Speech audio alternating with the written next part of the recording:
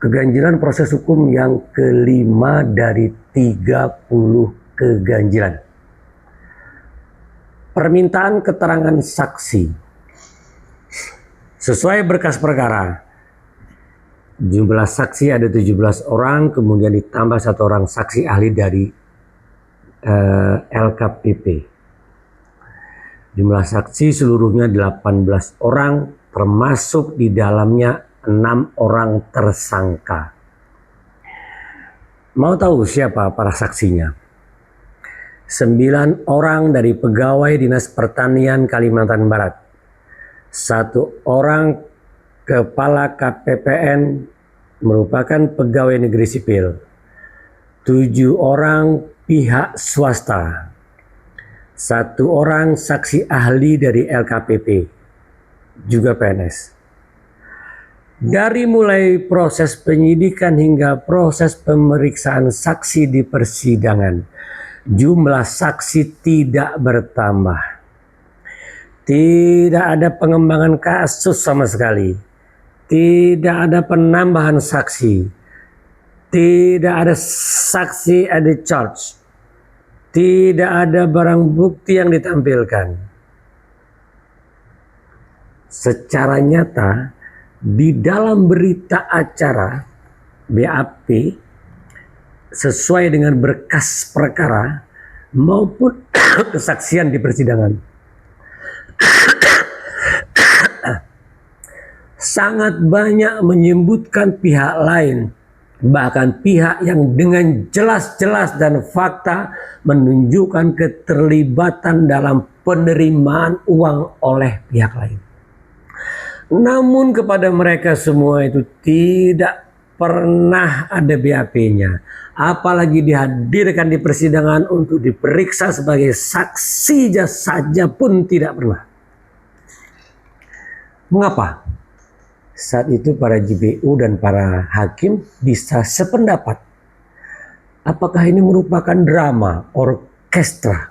Kalau begitu siapa konduktornya? Siapa dirijennya? Terlebih kasus ini displit dari 6 orang tersangka, mulai dari BAP berkas perkara hingga proses persidangan.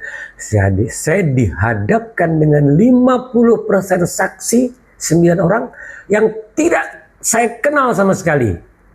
Dan 50% saksi lainnya juga tidak menyatakan peran saya.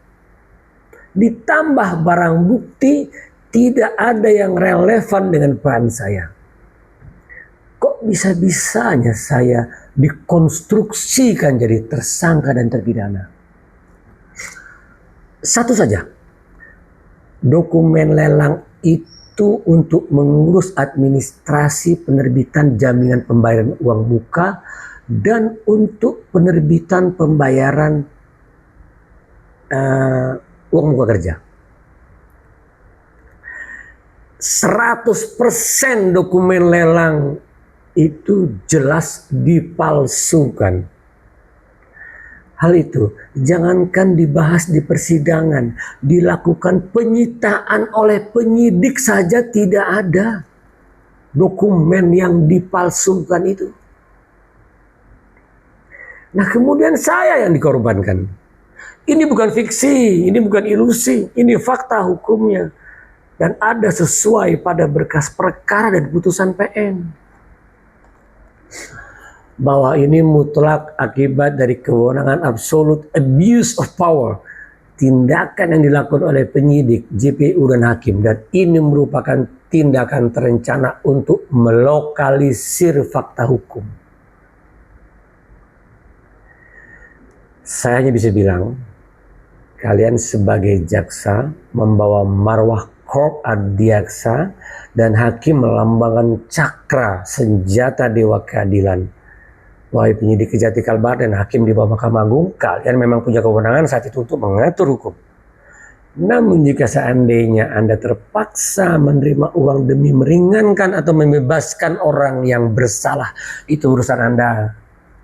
Tapi akan datang karma untuk Anda dan kepada keluarga Anda jika dengan sengaja saya yang tidak bersalah Anda paksakan menjadi bersalah hingga menjadi tersangka dan akhirnya terpidana.